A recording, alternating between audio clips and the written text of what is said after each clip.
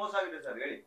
1992ರಲ್ಲಿ father Noronha ಅನ್ನೋರು ಅವರ ಆಫೀಸಲ್ಲೇ ಕೆಲಸ ಮಾಡ್ತಕ್ಕಂಥ ಜೇಮ್ಸ್ ಮಾಟಿ ಸರ್ ಅವ್ರನ್ನ GP ಹೋಲ್ಡರ್ ಮಾಡಿಕೊಂಡು ಕೆಸರೆಯಲ್ಲಿ ಒಟ್ಟು 108 ಎಕರೆ 23 ಸರ್ವೆ ನಂಬರ್ಗಳಲ್ಲಿ 108 ಎಕರೆ ಜಮೀನನ್ನು ಹಂತವಾಗಿ ತಗೊಂಡು ಬಡ ಜನರಿಗೆ ಹಂಚ್ತಾ ಹೋಗ್ತಾರೆ. ಆ ಸಮಯದಲ್ಲಿ ಏನಾಗ್ತದೆ, ಮೂಡಾದವರು ಅಕ್ವೈರ್ಗೆ ನೋಟಿಫಿಕೇಷನ್ನ ಹೊರಡಿಸ್ತಾರೆ 92ರಿಂದ 94ರಲ್ಲಿ. 94ರ ನಂತರ ಅದೇನಾಗುತ್ತೆ, ಮೂಡಾದವರು ಅಕ್ವೈರ್ ಮಾಡ್ಕೊಳ್ತಾರೆ. ಆ ನಂತರದಲ್ಲಿ ಅದು ಇಲ್ಲಿವರೆಗೂ ಕೂಡ ನಮಗೆ ಆ ಜಾಗ ಬರಬೇಕಾಗಿತ್ತು, ಬರಲಿಲ್ಲ.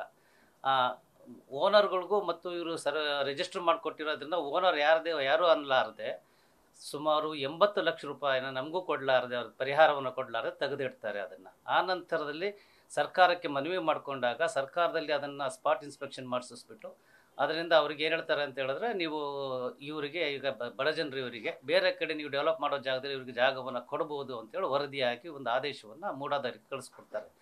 ಆ ನಂತರದಲ್ಲಿ ಅಲ್ಲಿ ಇಲ್ಲಿವರೆಗೂ ಕೂಡ ಅದು ಇಂಪ್ಲಿಮೆಂಟ್ ಆಗೋದೇ ಇಲ್ಲ. ಈಗ ಮೊನ್ನೆವರೆಗೂ ಈ ಕೆಥಡ್ರಲ್ ಪ್ಯಾರಿಸ್ ಸೊಸೈಟಿಯ ಇರ್ತಕ್ಕಂಥ ಸೆಕ್ರೆಟ್ರಿ ಫಾದರ್ ಅಲ್ಮೇಡಾ ಇವ್ರೇನು ಮಾಡ್ತಾರೆ ಅಂದರೆ, ಅದನ್ನು ನಮಗೆ ಕೊಟ್ಟರೆ ಅದನ್ನು ನಾವು ಜನಗಳಿಗೆ ಹಂಚ್ತೀವಿ ಅಂತೇಳಿ ಅವರು ಅಪ್ಲೈ ಮಾಡ್ಕೊಳ್ತಾರೆ. ಅದಕ್ಕೆ ಅಪ್ಲೈ ಮಾಡ್ಕೊಂಡ್ಮೇಲೆ ಅವರಿಗೊಂದು ಬಹುಶಃ ಅದು ನಮಗೆ ಒತ್ತಾಗದಾಗೆ ಅವ್ರಿಗೆ 55 ಸೈಟ್ಗಳನ್ನ ಕೊಟ್ಟಿರ್ತಾರೆ. ಆ 55 ಸೈಟ್ಗಳನ್ನ ಕೂಡ ನಾವು ಈ ಬಡ ಜನರಿಗೆ ಕ್ರೈಸ್ತರಿಗೆ ಕೊಡಬೇಕಾಗಿದ್ದನ್ನು ಬೇರೆಯವರಿಗೆ ಮಾರ್ಕೊಂಡಿದ್ದಾರೆ ಅವರು. ಇನ್ನು ಉಳಿದಿದ್ದು ಈಗ ಕೇಳಲಿಕ್ಕೆ ಹೋದ್ರು ಕೂಡ ಅವರು ನಾವು ಕೊಡ್ತೀವಿ ಅಂತ ಹೇಳ್ತಾ ಇದ್ದಾರೆ ಹೊರತು ನಮ್ಗೆ ಇಲ್ಲಿವರೆಗೂ ಏನೂ ಕೊಡಲಿಲ್ಲ. ಅದನ್ನು ಬೇರೆಯವ್ರು ಮಾರ್ಕೊಂಡಿದ್ದಾರೆ. ಅದೇ ಉತ್ತರವನ್ನು ಕೊಟ್ಕೊಂಡು ನಮಗೆ ತಳ್ತಾನೆ ಇದ್ದಾರೆ ಕಾಲವನ್ನು. ಈ ಅಲ್ಮೇಡಾರ್ಗೂ ಮತ್ತೆ ಈ ಕ್ಯಾಥೋಲಿಕ್ ಚರ್ಚ್ ಮತ್ತೆ ನಿಮ್ಗೆ ಏನ್ ಸಂಬಂಧ ಈ ಭೂಮಿಗೂ? ಅಲ್ಮೇಡಾ ಅಂದರೆ ಅವಾಗ ಫಾದರ್ ನರೋನಾ ಇದ್ದಾಗ ಏನು ಮಾಡೋದು ಅಂದ್ರೆ ಅಂತ ಹೇಳಿದ್ರೆ, ಇದು ಸರ್ಕಾರಕ್ಕೆ ಕೆಥಡ್ರಲ್ ಪ್ಯಾರಿಸ್ ಸೊಸೈಟಿಯ ಕ್ರೈಸ್ತರು ಇವರು ಚರ್ಚ್ ಸದಸ್ಯರುಗಳು ಅಂತೇಳಿ ಒಂದು ಸರ್ಕಾರಕ್ಕೆ ಮನವಿಯನ್ನು ಕಳಿಸ್ತಿದ್ರು. ಅದನ್ನೇ ಇಟ್ಕೊಂಡು ಇವರು ಪ್ಯಾರಿಸ್ ಸೊಸೈಟಿ ಸದಸ್ಯರುಗಳು ಅಂತೇಳಿ ನಮಗೆ ಬರಬೇಕು ಅಂತೇಳಿ ಮೂಡಾಗೆ ತಪ್ಪು ಮಾಹಿತಿಯನ್ನು ಕೊಟ್ಬಿಟ್ಟು ಅವ್ರು ತಗೊಂಡಿದ್ದಾರೆ. ಅಂದ್ರೆ ಭೂಮಿಗೂ ಅವ್ರಿಗೂ ಸಂಬಂಧನೇ ಇಲ್ಲ. ಭೂಮಿಗೂ ಅವ್ರಿಗೂ ಸಂಬಂಧವಿಲ್ಲ. ಯಾಕಂದ್ರೆ ಜೇಮ್ಸ್ ಮಾಟಿಸನ್ ಅವರು ಓನರ್ಗಳಿಂದ GP ಏನಾದ ಮಾಡಿಸ್ಕೊಂಡು ಜನಗಳಿಗೆ ಹಂಚಿರೋದು. ಮೂಲ ಭೂಮಿ ಕೆಸರೆಯಲ್ಲಿರ್ತಕ್ಕಂಥ ಓನರ್ಗಳದು.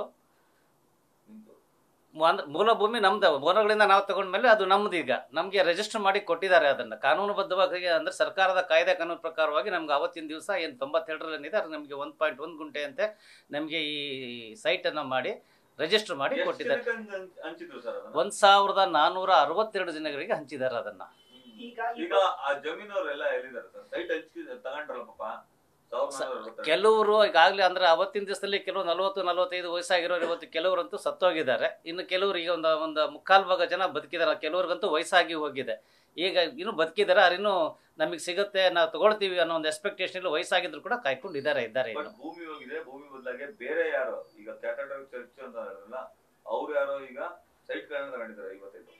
ಅಟ್ಲೀಸ್ಟ್ ಅದನ್ನಾರು ಕೊಡ್ತಾರೆ ಅನ್ನೋ ವಿಶ್ವಾಸ ಇತ್ತಾ ನಿಮಗೆ? ಇವರು ಸೈಟ್ ತಗೊಂಡು ಅದನ್ನ ಬೇರೆಯವರಿಗೆ ಮಾರೋವರೆಗೂ ಕೂಡ ಈ ಜನಗಳಿಗಾಗ್ಲಿ ನಮಗಾಗ್ಲಿ ಏನು ಗೊತ್ತೇ ಇಲ್ಲ. ಮಾರದ ಮೇಲೆ ನಮಗೆ ಗೊತ್ತಾಗಿರೋದು. ಅಲ್ಲಿವರೆಗೂ ಕೂಡ ಗೌಪ್ಯವಾಗಿ ಇದನ್ನ ಮಾರ್ಕೊಂಡಿದ್ದಾರೆ. ಇದರಲ್ಲಿ ಕೆಥಡ್ರಲ್ ಪ್ಯಾರಿಸ್ ಸೊಸೈಟಿ ಸದಸ್ಯರೆಲ್ಲರೂ ಇದ್ದಾರೆ. ಮುಖ್ಯವಾಗಿ ಅವಾಗ ಇದ್ದಂಥವ್ರು ಬಿಷಪ್ ಅಧ್ಯಕ್ಷರಾಗಿದ್ದಂಥವ್ರು. ಈಗ ನಾವು ಅದನ್ನು ಕಂಪ್ಲೇಂಟ್ ತಗೊಂಡೋಗಿ ಬಿಷಪ್ ಹತ್ರ ಹಾಕಿದಾಗ ಅದಕ್ಕೆ ಅಧ್ಯಕ್ಷನಾಗಿ ಇನ್ನೊಬ್ಬರನ್ನ ಮಾಡಿದ್ದಾರೆ. ಈಗ ಪ್ಯಾರಿಸ್ ಸೊಸೈಟಿ ಅಧ್ಯಕ್ಷರು ಮತ್ತು ಆ ಮೆಂಬರ್ಸ್ಗಳ ಟೀಮೇ ಇದರಲ್ಲಿ ಶಾಮೀಲಾಗಿದ್ದಾರೆ. ಅವಾಗ ಬಿಷಪ್ ಇದ್ದರು, ಈಗ ಒಬ್ಬ ಫಾದರ್ ಇದೆ, ಹೆಸರು ಲೂರ್ ಪ್ರಸಾದ್ ಅಂತೇಳಿ ಅವ್ರ ಅಧ್ಯಕ್ಷರು. ಕಾರ್ಯದರ್ಶಿಯಾಗಿ ಈ ಅಲ್ಮೇಡಾ ಇದ್ದಾರೆ. ನಮ್ಮ ಜನಕ್ಕೆ ಈ ಹೊಡೆದಾಡುವತ್ತು ಶಕ್ತಿ ಇಲ್ಲ. ಯಾಕಂತ ಹೇಳಿದ್ರೆ ಅವ್ರಿಗಾಗ್ಲೇ ಸೋತು ಬಿಟ್ಟಿದ್ದಾರೆ. ಕೆಲವರಂತೂ ತೀರ್ಕೊಂಡು ಹೋಗಿದ್ದಾರೆ. ಯಾಕಂದ್ರೆ ಅವ್ರದ್ದು ಸತ್ತು ಹೋದ್ಮೇಲೆ ಅವ್ರದ್ದು ಭೂಮಿ ಹೇಗೆ ಅಂತ ಏನು ಅಂತ ಗೊತ್ತಿಲ್ಲ.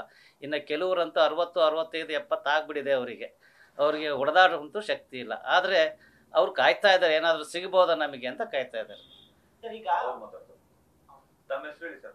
ನನ್ನ ಹೆಸರು ಶಾಂತಪ್ಪ ಅಂತ ಹೇಳಿ, ನಾನು ಈ ಶಿಕ್ಷಕನಾಗಿ ನಿವೃತ್ತಿ ಹೊಂದಿದ್ದೇನೆ. ಒಂದು ಫಿಲೋಮಿನಸ್ ಹೈಸ್ಕೂಲ್ ಮತ್ತು ಸೆಂಟ್ ಆಂಟೋನಿಸ್ ಹೈಸ್ಕೂಲಲ್ಲಿ ನಾನು ಶಿಕ್ಷಕನಾಗಿ ನಿವೃತ್ತಿ ಹೊಂದಿದ್ದೇನೆ. ನಾನು ಕೂಡ ಫಾದರ್ ನರೋನಾ ಸೈಟನ್ನು ಹಂಚಿಕೊಡಬೇಕಾದ್ರೆ ನಾನು ಆ ಸೈಟನ್ನು ಕೊಂಡುಕೊಂಡಿದ್ದೇನೆ.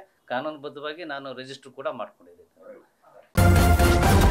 ನ್ಯೂಸ್ ಫಸ್ಟ್ ನಿರ್ಭೀತಿಯಿಂದ ನಿಮ್ಮ ಪರವಾಗಿ.